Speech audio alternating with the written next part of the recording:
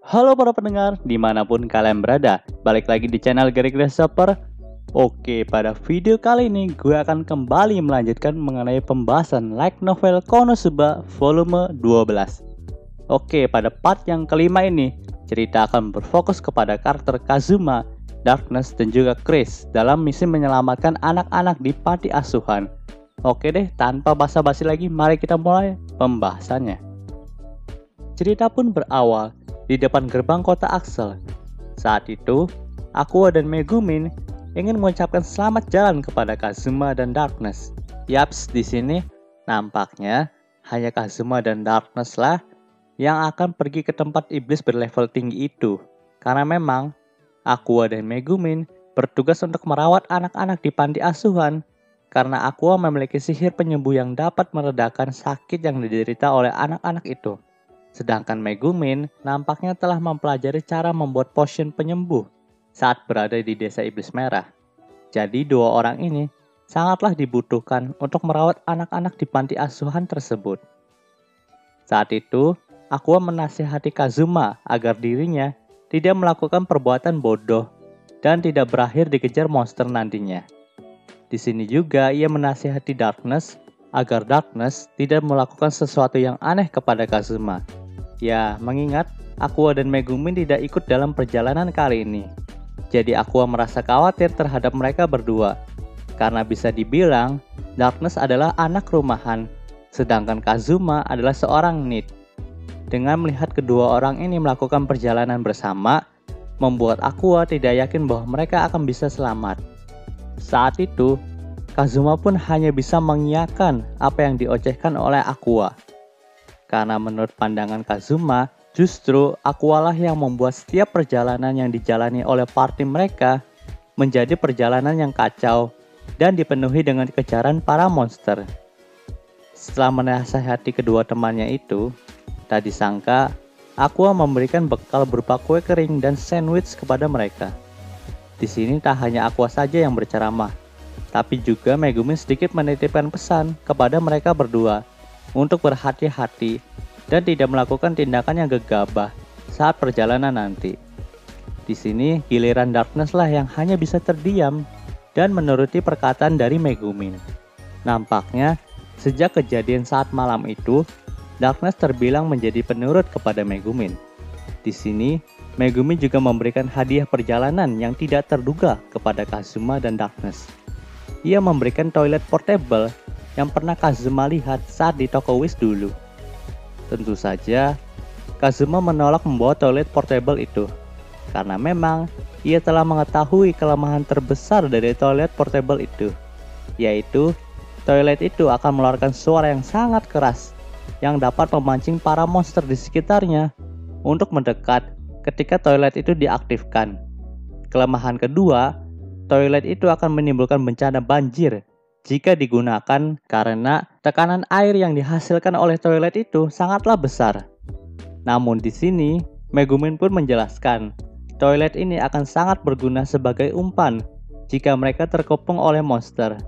Dalam artian, Darkness dan Kazuma bisa menggunakan toilet ini sebagai pengalih perhatian jika mereka diserang atau dikejar oleh sekawanan monster. Setelah penjelasan itu, akhirnya mereka berdua pun membawa toilet portable itu untuk berjaga-jaga saja. Dan mereka berdua pun memulai perjalanannya untuk menemui iblis berlevel tinggi itu yang tinggal di dekat kota Axel. Nampaknya, iblis berlevel tinggi itu menyamar menjadi seorang bangsawan yang cukup terkemuka untuk membaur bersama manusia. Ia juga membuat sebuah kastil kecil di sebuah kota pinggiran dekat kota Axel. Dan untuk petualangan kali ini, diperlukan 1 hari perjalanan untuk mencapai tempat tinggal dari iblis berkedok bangsawan itu. Perjalanan yang cukup jauh pun telah dilalui oleh Darkness dan Kazuma. Pemandangan yang damai dan cuaca yang cerah mendampingi perjalanan mereka kali ini. Tak terduga perjalanan itu adalah perjalanan yang sangat damai, tanpa satu monster pun yang menghadang mereka di jalan. Ini mungkin karena Aqua tidak ikut serta dalam perjalanan kali ini. Karena jika ia ikut, maka aura dewinya itu akan memancing para monster ataupun undead untuk menghadang perjalanan mereka. Terlepas dari perjalanan yang damai ini, nampaknya situasi canggung masih melekat di antara Kazuma dan Darkness. Mungkin saja ini adalah efek dari kejadian pada malam itu, di mana Darkness secara tiba-tiba mengungkapkan perasaannya kepada Kazuma. Namun, Kazuma sangat tidak tahan dengan situasi canggung ini dan berusaha untuk mengubahnya. Di sini, ia meminta Darkness untuk menyerahkan kendali kereta kudanya kepada Kazuma. Menanggapi hal itu, Darkness pun mengatakan bahwa Kazuma tidak mungkin bisa melakukannya, karena untuk menyetir kereta kuda ini diperlukan latihan khusus, dan jika tidak hati-hati dalam menyetirnya, maka kuda mereka bisa cepat kelelahan dan mungkin perjalanan mereka akan membutuhkan waktu yang lebih lama dari 1 hari. Namun di sini, Kazuma hanya melihat Darkness memegangi tali kuda itu tanpa melakukan hal lain. Jadi Kazuma pun terus mendesak Darkness bahwa dirinya juga pasti bisa melakukannya. Tak mau ambil pusing, akhirnya Darkness pun mengizinkan Kazuma untuk menyetir kereta kuda itu. Setelah menyerahkan talinya kepada Kazuma, Darkness mengatakan sesuatu yang tidak terduga kepada Kazuma, bahwa dirinya ingin sekali mengenal Kazuma lebih jauh lagi. Dan Darkness juga mengatakan bahwa dirinya ingin mendengar tentang kampung halaman Kazuma. Melihat rasa keingintahuan Darkness yang sangat tinggi, akhirnya Kazuma pun menjelaskan bahwa dirinya itu berasal dari negara yang jauh yang bernama Jepang. Kazuma pun menjelaskan bahwa Jepang adalah negara dengan berbagai macam budaya, dan negara itu dipenuhi dengan orang berambut hitam dan bermata hitam seperti Kazuma. Mendengarkan kata Jepang, Darkness pun sepertinya mengingat sesuatu bahwa dirinya pernah mengetahui orang-orang yang memiliki rambut hitam dan bermata hitam seperti Kazuma telah mengukir sejarah dalam dunia ini. Dan mereka terkenal dengan kekuatan yang overpower yang mereka miliki untuk menegakkan keadilan. Orang yang bernama Mitsurugi itu juga memiliki pedang yang hebat yang hanya bisa digunakan oleh dirinya. Di sini Darkness sepertinya banyak mengetahui tentang orang-orang Jepang yang bereinkarnasi dalam dunia ini. Saat itu, Darkness juga bertanya apakah Kazuma memiliki kekuatan yang overpower juga seperti yang dimiliki setiap orang berambut hitam ataupun bermata hitam yang terkenal itu. Menanggapi hal itu, Kazuma pun menjawab bahwa dirinya tidak memiliki kemampuan super apapun seperti mereka. Namun, Kazuma memiliki keberuntungan yang sangat tinggi dan kecerdasan di atas rata-rata yang telah ia miliki sejak lahir. Setelah mendengarkan perkataan dari Kazuma, Darkness pun mulai mengejeknya dengan sebutan lemah. Namun Kazuma tidak peduli dengan hal itu, karena ia tahu semua orang yang berinkarnasi itu memanglah kuat, karena mereka telah mendapatkan kekuatan superpower saat mereka dihidupkan kembali dalam dunia ini. Dan seharusnya Kazuma juga mendapatkan kekuatan overpower seperti mereka. Namun sayangnya, saat dihidupkan kembali ke dalam dunia ini, Kazuma malah membawa aqua yang tidak terlalu berguna bagi dirinya. Situasi di antara Kazuma dan Darkness pun mulai membaik. Di sini, Kazuma juga menceritakan tentang beberapa budaya di Jepang kepada Darkness, bahwa di negaranya itu terdapat seorang pejuang yang disebut samurai dengan tradisi mereka yang bernama seppuku, yang dimana mereka akan merobek perutnya jika mereka melakukan kesalahan kepada tuannya. Di sini, Kazuma juga menceritakan tentang ninja kepada Darkness. Mereka adalah sosok pembunuh bayaran yang menyelinap di malam hari untuk membunuh targetnya. Di sini Kazuma juga menjelaskan bahwa ninja dapat mengeluarkan semburan api dan air dari mulut mereka. Mereka juga bisa membuat bayangan melalui jurus mereka. Saat itu, Darkness terus saja asik mendengar cerita Kazuma.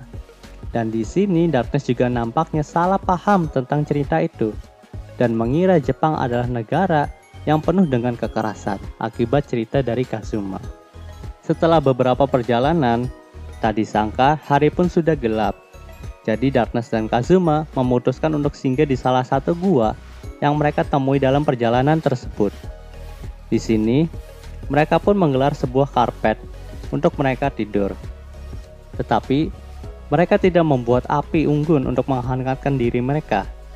Dan hal itu dikarenakan ada sebuah rumor yang mengatakan jika kau berpetualang dengan beranggotakan 2 orang saja, maka membuat api unggun adalah hal yang bodoh karena bisa memancing para monster untuk menyerang mereka.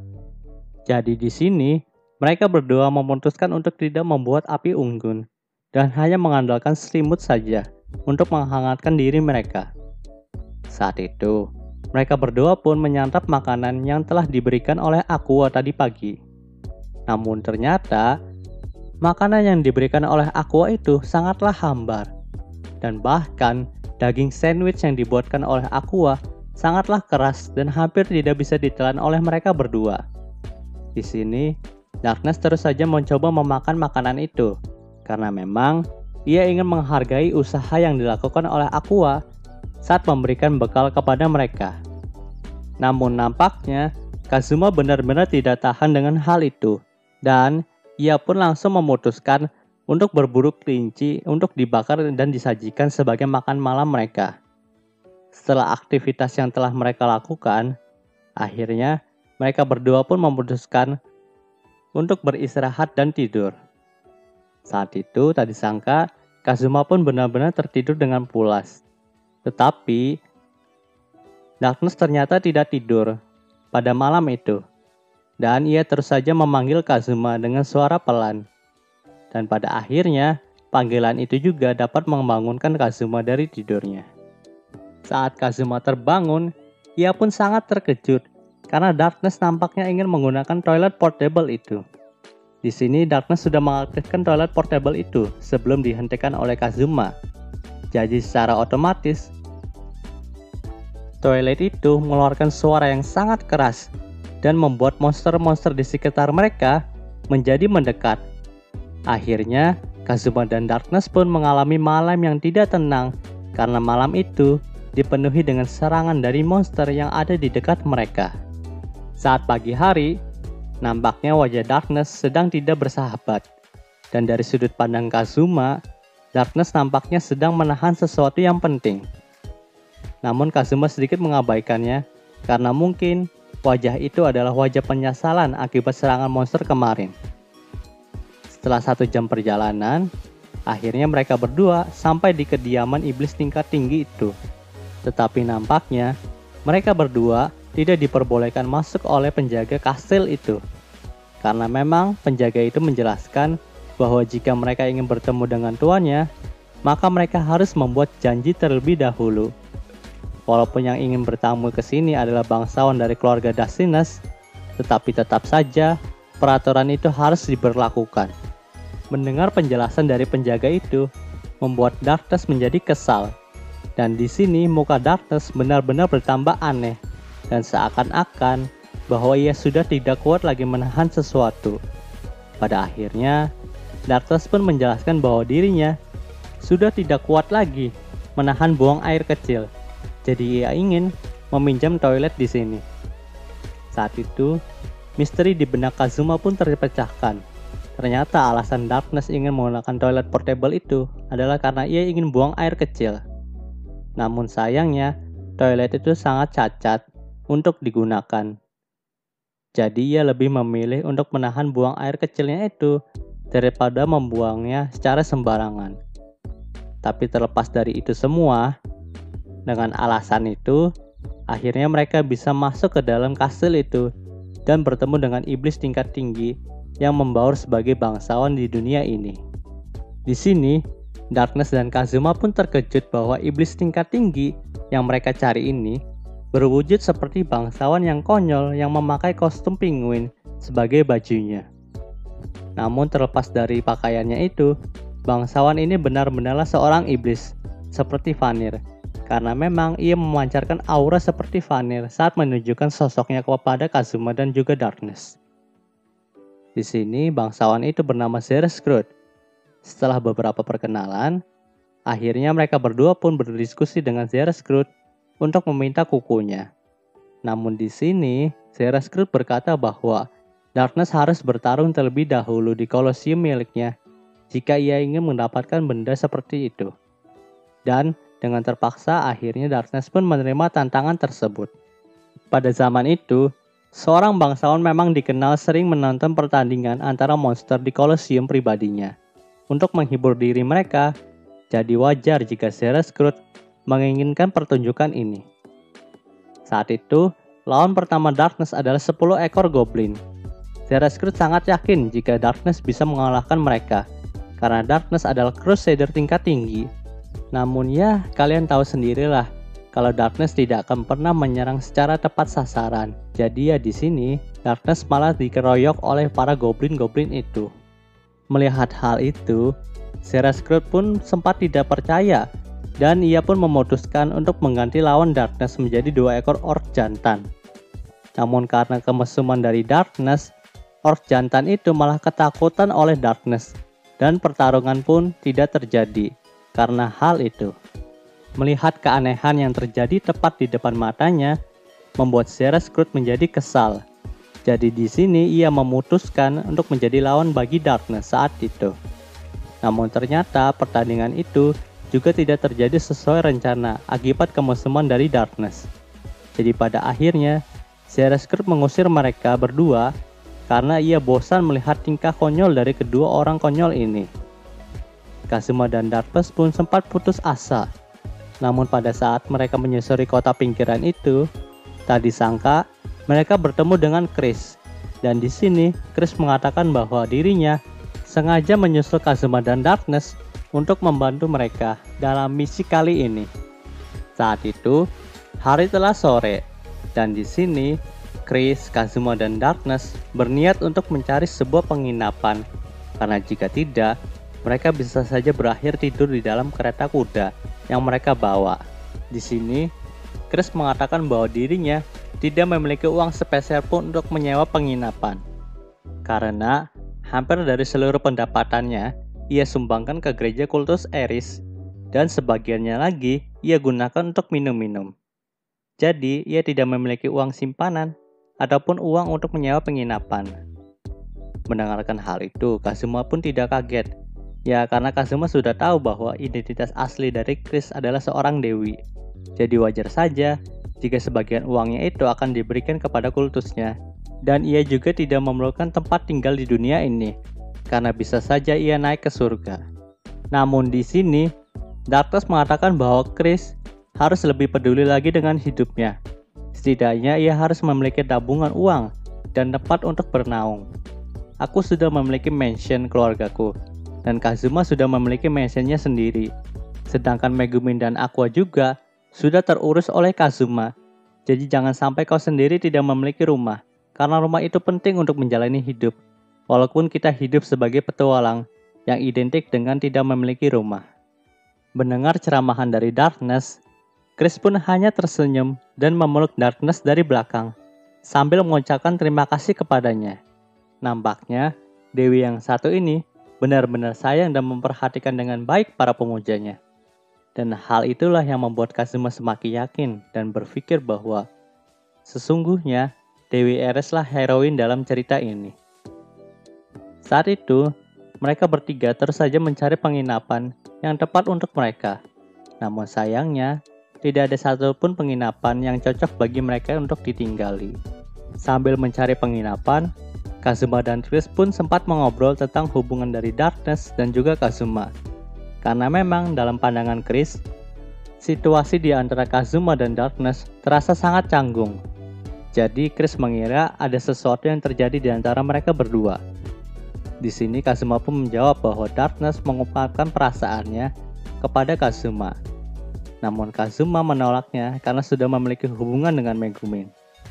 Mendengar hal itu, Chris pun menjadi kaget karena ia tidak menyangka Darkness telah ditolak oleh Kazuma. Mereka berdua pun terus saja membicarakan hal itu, walaupun di hadapan mereka ada Darkness. Namun di sini Darkness tetap menahan rasa malunya, walaupun ia juga mendengar percakapan dari Chris dan Kazuma. Setelah beberapa saat, bel dalam kota itu pun berbunyi sebagai tanda bahwa sudah tepat tengah malam. Di sini, Kazuma mengatakan bahwa sepertinya mereka tidak memerlukan tempat tinggal lagi, karena memang tujuan awal mereka adalah menyelamatkan anak-anak dalam panti asuhan tersebut. Jadi sebaiknya malam ini mereka harus menyusup ke kastil Zereskrut untuk mendapatkan bahan terakhir dalam membuat obat penawar tersebut. Di sini, Kazuma juga meminta Chris untuk membantunya dalam menyusup ke kastil itu. Saat itu juga, Kazuma bercerita alasan mereka datang ke kota ini kepada Chris. Setelah mendengarkan hal itu, Chris pun setuju untuk membantu mereka. Namun di sini, Darkness memberitahu Kazuma bahwa Chris memiliki kecenderungan untuk menggila dan membasmi undead ataupun iblis seperti Aqua. Maka dari itu, Kazuma tidak memberitahu bahwa Zereskrut adalah seorang iblis. Karena memang jika diberitahu, maka Chris pasti akan memusnahkannya dan mereka pun tidak akan mendapatkan bahan terakhir untuk membuat obat penawar tersebut. Akhirnya, mereka bertiga pun memutuskan untuk menyusup ke kastil milik Zereskrut pada malam itu. Pada awalnya, mereka kira kamar Zereskrut berada di lantai paling atas. Namun setelah Chris dan Kazuma menggunakan skill pendeteksi musuh mereka, ternyata kamar Zereskrut berada di bawah kastil itu, atau lebih tepatnya di dekat kolosium yang ia miliki. Akhirnya, mereka pun langsung menuju ke sana. Namun dalam perjalanan untuk menuju ke sana, tidaklah mudah, karena tempat itu dijaga oleh monster-monster peliharaan dari Zereskrut. Bahkan di sini, Chris hampir dihajar habis-habisan oleh orc peliharaan dari Zereskrut. Namun pada akhirnya, orc itu terikat oleh skill bind dari Kazuma dan ketakutan saat melihat Darkness. Setelah melewati beberapa halangan dari monster itu, akhirnya Darkness, Chris, dan Kazuma pun sampai di tempat Zereskrut berada. Tak disangka, Zereskrut sudah menunggu mereka sambil memakai kostum penguinnya itu. Dan kesan pertama yang disampaikan oleh Chris terhadap Zereskrut adalah lucu. Di sini, hampir saja Chris memeluk Zereskrut di sana. Namun niatan itu terhenti saat ia menyadari bahwa Zereskrut adalah penguin jadi-jadian yang memiliki identitas asli sebagai iblis. Bukannya memeluk, di sini Chris malah menghajar habis-habisan Zereskrut dengan pisau sucinya. Saat itu, jika tidak dihentikan oleh Kazuma, Chris bisa saja menghabisi Zereskrut tanpa menyisakan tubuhnya. Karena memang jika bertemu dengan undead ataupun iblis, Chris bisa saja kehilangan kendali dan bertingkah layaknya Aqua yang sedang mengamuk. Tentu saja, saat itu Zereskrut kalah telak karena adanya Chris. Dan mereka pun berhasil mendapatkan kukunya dan langsung pergi ke kota Axel. Namun, Zereskrut tidak dibasmi saat itu, karena memang ia tidak pernah merugikan manusia sama sekali. Jadi Chris pun melepaskannya hari itu. Sesampainya di kota Axel, Chris pun langsung pamit kepada Kazuma, karena ia tidak mau bertemu dengan Aqua, karena bisa saja identitasnya sebagai seorang dewi terbongkar ke Aqua. Saat itu ia mengelus kepala Darkness yang sedang tertidur di dalam kereta. Nampaknya, Dewi ini benar-benar sayang kepada Darkness, karena memang alasan ia turun ke dunia ini adalah untuk menjawab doa dari Darkness untuk memiliki seorang teman. Lalu, ia pun langsung pergi dari kereta itu. Saat sudah sampai di panti asuhan, Kazuma pun langsung menyerahkan bahan terakhir itu kepada Vanir untuk membuat obat penawarnya. Dan pada akhirnya, anak-anak di panti asuhan itu pun selamat dari penyakit kolorin. Dan volume ini pun ditutup dengan piknik keluarga party Kazuma beserta Sylvina di danau dekat kota Axel. Dan cerita di part ini pun berakhir. Oke, mungkin segitu dulu pembahasan Konosubanya kali ini. Jika kalian suka video ini, jangan